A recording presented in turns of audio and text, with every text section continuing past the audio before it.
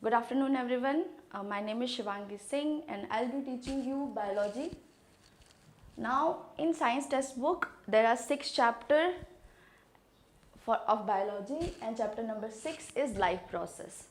The reason I took this chapter for my first class is because you are familiar with the content of this chapter. You have studied these topics in the previous classes. For example, you have studied about digestion, you have studied about respiration, you have studied about excretion.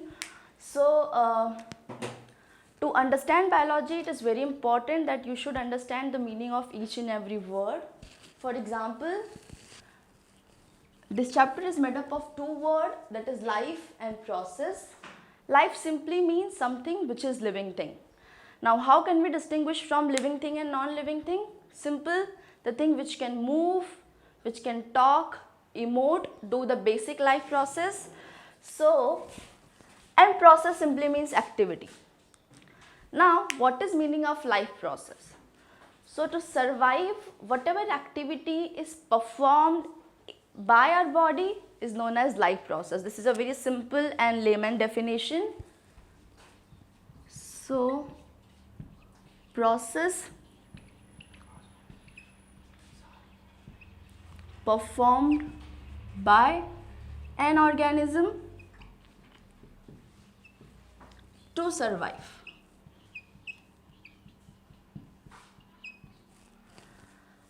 To survive we need 2 things. One, to maintain our biological activity, another to repair our system which is performing this process. So this process include maintenance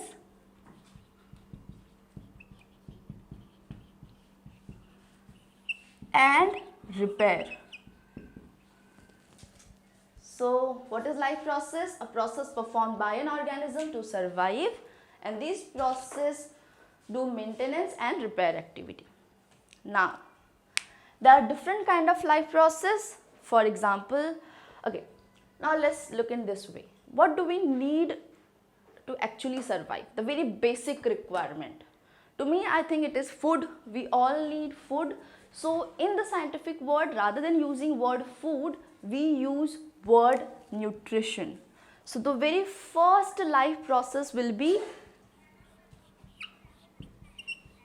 nutrition. As I said, taking nutrient, and why do we take nutrient? To gain energy. So nutrition is nothing but intake of nutrient to gain energy, and that energy is utilized to perform different kind of function.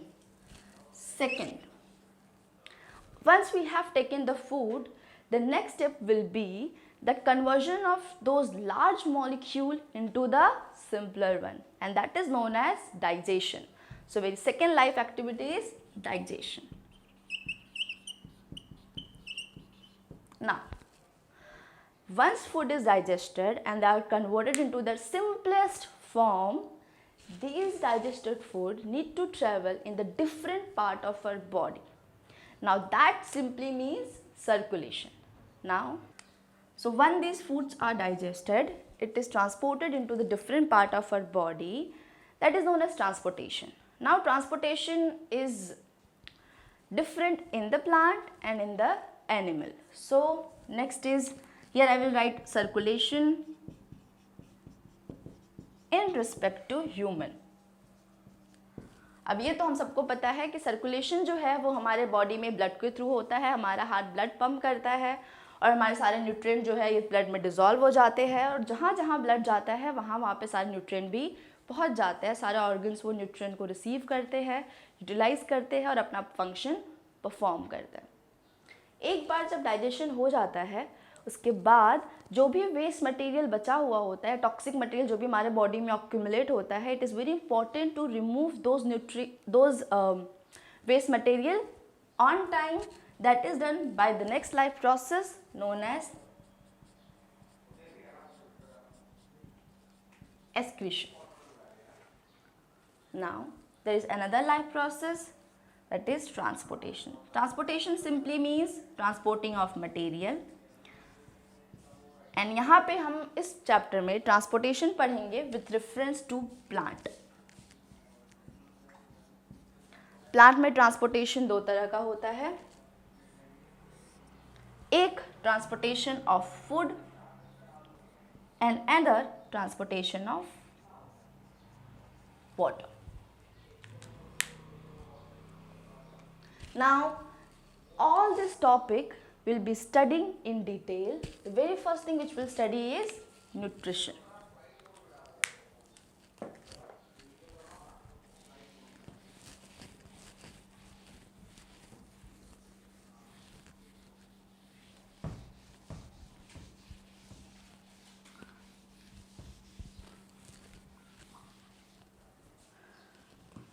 Please put heading that is nutrition. क्या कहा था मैंने? What is nutrition?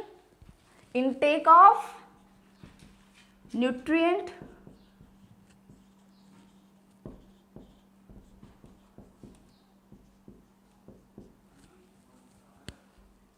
to gain energy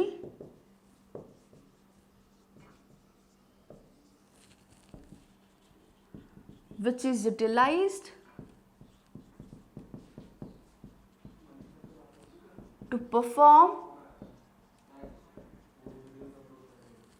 different type of process. Now, in the living world, there are different kind of living organisms are there. For example, plant, animal, fungi, protista, Monera kingdom. So if you go by the kingdom Animalia and all these things. So all these organisms are different from one another. So definitely जिस तरह से वो अपना खाना लेते हैं वो जो process है वो भी different होगा. जैसे कि हमने बहुत प्रीवियस क्लासेस से पढ़ा एट वेरी यंग एज कि प्लांट ग्रीन कलर का होता है क्योंकि इसके पास एक पिगमेंट होता है, वो अपना खाना खुद बना सकता है एंड उस पिगमेंट को हम क्या बोलते हैं? क्लोरोफिल. बट हम तो ग्रीन कलर के नहीं होते हैं, इसका मतलब है कि हमारे पास क्लोरोफिल नहीं होता और हम अपना खाना खुद बना नहीं सकते हैं. तो हम जो है हमारे खाने के लिए दूसरे के ऊपर डिपेंड करते हैं.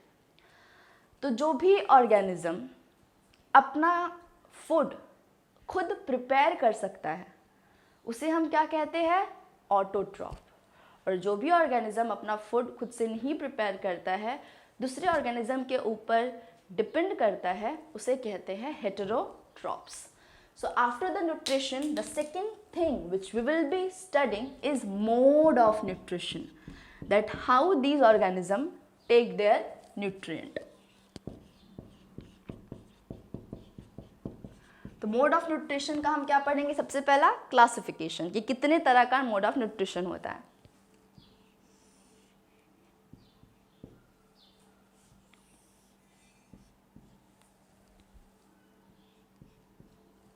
ना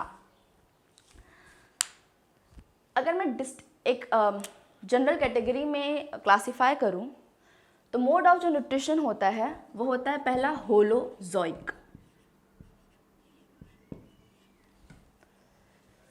एक होता है सेप्रोफाइटिक.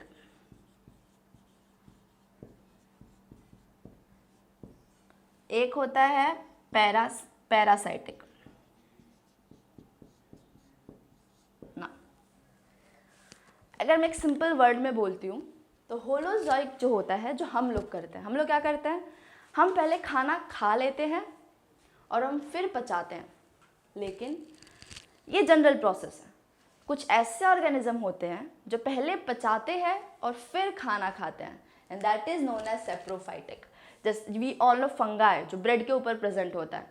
तो फंगाई क्या करता है कि उसके बॉडी में कुछ एंजाइम प्रेजेंट होते हैं जो अपनी एनवायरनमेंट में सराउंडिंग में रिलीज कर देता है और जिस चीज़ पे वो ग्रो कर रहा होता है वो जो एंजाइम है उस चीज़ को, जैसे मान लो सेल्यूलोज है या स्टार्च है, किसी वो ब्रेड के ऊपर ग्रो हो रहा है तो ब्रेड वीट से बना होता है, wheat is starch, wheat contain starch, तो उसको वो छोटे छोटे पार्टिकल में कन्वर्ट कर देगा और एक बार जब वो डाइजेस्ट हो जाता है तब वो कंज्यूम करता है. That is saprophytic.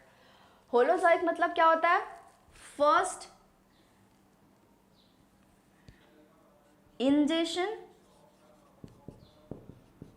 Then digestion. That is पहले खाना फिर पचाना। और यहाँ पे क्या होता है, पहले डाइजेशन देन इंजेशन। इन मतलब inside. As I said, biology is word game, so you can simply decipher the meaning by the word itself. Now the third one, parasitic. Now the coronavirus is in trend, so हम ये जो example है वो corona virus की help से पढ़ते हैं। कई सारे ऐसे ऑर्गेनिज्म होते हैं जो अपने आप से सर्वाइव ही नहीं कर पाते बिकॉज वो अपनी जो चीज़ें हैं वो बना नहीं पाते हैं। जैसे हम भी तो अपना खाना खुद नहीं बनाते हैं, हम दूसरे ऑर्गेनिज्म के ऊपर डिपेंड करते हैं, बट हम किसी लिविंग ऑर्गेनिज्म के अंदर नहीं रहते हैं। तो पैरासाइटिक जो है वो बाकी से इसके लिए डिफरेंट है कि इस क्लास के जो भी ऑर्गेनिज्म होते हैं वो किसी भी लिविंग ऑर्गेनिज्म के अंदर पहले जाते हैं, उनके अंदर रहते हैं और वहाँ से न्यूट्रिशन लेते हैं। अब हमारे पेट में भी नॉर्मल फ्लोरा होता है जो हमारे वहाँ परमानेंट प्रेजेंट होता है, वो भी पैरासिटिक बाय नेचर है, बट वो कुछ हमें फ़ायदा भी पहुँचाता है, तो हम उसे एक अलग सा वर्ड देते हैं, सिम्बायंट। आपने इसको पढ़ा है 8th स्टैंडर्ड में माइक्रोब्स के चैप्टर में, नाइट्रोजन फिक्सेशन, जहाँ पे दोनों पार्टी को बराबर बराबर का फ़ायदा होता है कि आप मुझे कुछ दो एंड इन रिटर्न मैं आपको कुछ देता हूँ। लेकिन पैरासाइटिक जो है वो सिर्फ और सिर्फ अपने होस्ट को हार्म ही पहुँचाता है, और इस क्लास के ऑर्गेनिज्म जो है वो अकेले सर्वाइव ही नहीं कर सकते, they need living host. So what is parasitic? They live either, not necessarily inside, outside भी बॉडी के सरफेस पे भी ग्रो कर सकता है, तो दे लिव इनसाइड और outside the organism. Living organism will be the right word, living organism. Okay, so I hope I am very clear with it. Mode of nutrition, holozoic, saprophytic, parasitic. अब इसको हम बहुत सारे detail में पढ़ते हैं holozoic में। इसके अलावा इसको एक और तरह से क्लासिफाई किया जाता है, हम वो भी पढ़ते हैं। So please note down, and if you have any doubt you can simply message later or we can clear your doubt in the later class.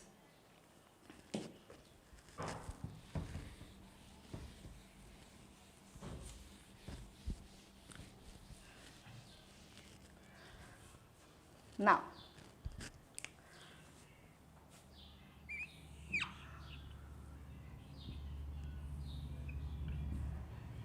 फिर से इसको क्लासिफाई करते हैं ऑन द बेसिस ऑफ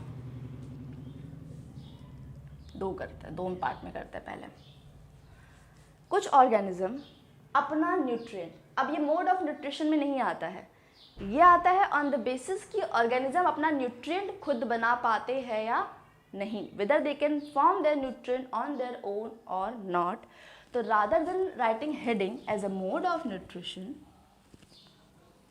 हम हेडिंग डालते हैं how organism it will be classified whether organism can prepare their own food or not. If organism can prepare their own food, it is classified as autotrophs. और अगर वो अपना खाना खुद से नहीं बना पाते हैं तो they are classified into heterotrophs. मुझे पता है कि आप इनसे फेमिलियर हैं क्योंकि आपने पहले भी इसे पढ़ा है अपने प्रीवियस क्लासेस में। सो ऑटोट्रॉप कौन है? Now come on, this is known by everyone. Autotrophs कौन है? ऑल द ग्रीन प्लांट, जितने भी ग्रीन प्लांट है, बट ये वाला जो लाइन है, दिस यू ऑल नो कि सारे ग्रीन प्लांट जो होते हैं वो ऑटोट्रॉप होते हैं, वो अपना खाना खुद बनाते हैं। आपने 8th स्टैंडर्ड के सेल चैप्टर में भी पढ़ा है, क्लोरोप्लास्ट करके एक टॉपिक, 9th में आपने सेल में पढ़ा है क्लोरोप्लास्ट। लेकिन what you do not know, other than green plant, there are some organism who also prepare their own food, and they are single cell organism like, यहाँ जाते हैं। ऑटोट्रॉप दो तरह का होता है।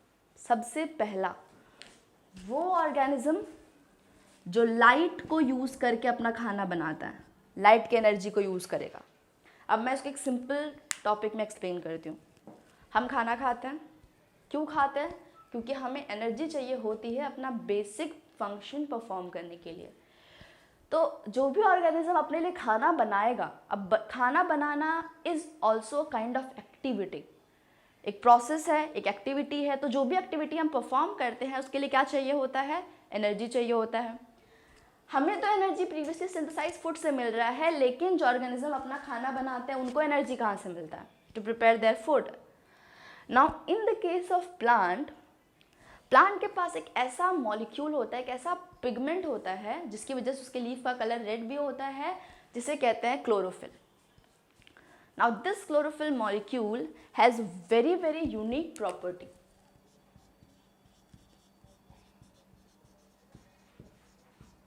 इसके बहुत सारे टाइप होते हैं। क्या प्रॉपर्टी होता है जो इसे यूनिक बनाता है? As this molecule can absorb light. ये मॉलिक्यूल लाइट को एब्जॉर्ब कर सकता है और इस मॉलिक्यूल के हेल्प से प्लांट में ये जो लाइट एनर्जी है कन्वर्ट हो जाती है केमिकल एनर्जी में।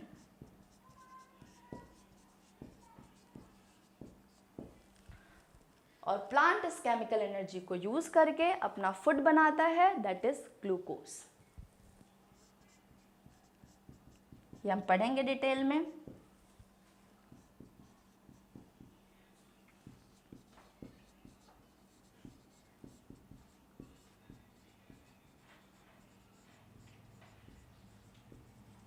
ग्लूकोज ऐसा ऑर्गेनिज्म जो अपना खाना खुद बनाता है लेकिन लाइट के हेल्प से बनाता है, तो उसे कहते हैं फोटो मतलब लाइट, ऑटो मतलब खुद से, ट्रॉप्स मतलब बनाना। तो these organisms are known as photo autotrophs. Now there are different kind of organisms. They are not multicellular, they are unicellular and they are opposite of it chemo autotrophs. अब chemo autotrophs क्या होता है? Chemo मतलब chemical, again auto मतलब same खुद से, and trophs मतलब बनाना। तो ये ऑर्गेनिज्म भी अपना खाना खुद बनाते हैं, लेकिन ये क्या यूज करते हैं? Chemical. Since now you are in the 10th standard, तो केमिस्ट्री में आप एक चैप्टर पढ़ेंगे ऑर्गेनिक केमिस्ट्री। तो ऑर्गेनिक केमिस्ट्री में आता है वो सारे कंपाउंड जो सब कार्बन कंपाउंड्स होता है। अब जो ग्लूकोज है उसके अंदर कार्बन होता है C6, उसका फॉर्मूला है 6 कार्बन होता है। लेकिन कुछ ऐसे भी मॉलिक्यूल होते हैं जो इनऑर्गेनिक बाय नेचर होते हैं, जैसे कुछ सल्फर के मॉलिक्यूल, सल्फर डाइऑक्साइड या अमोनिया आप ले सकते हो, they do not contain carbon in it. तो इस क्लास के ऑर्गेनिज्म क्या करते हैं? इसी इनऑर्गेनिक मॉलिक्यूल को यूज करते हैं। इनऑर्गेनिक मतलब कोई भी मॉलिक्यूल जिसके अंदर कार्बन ना प्रेजेंट हो।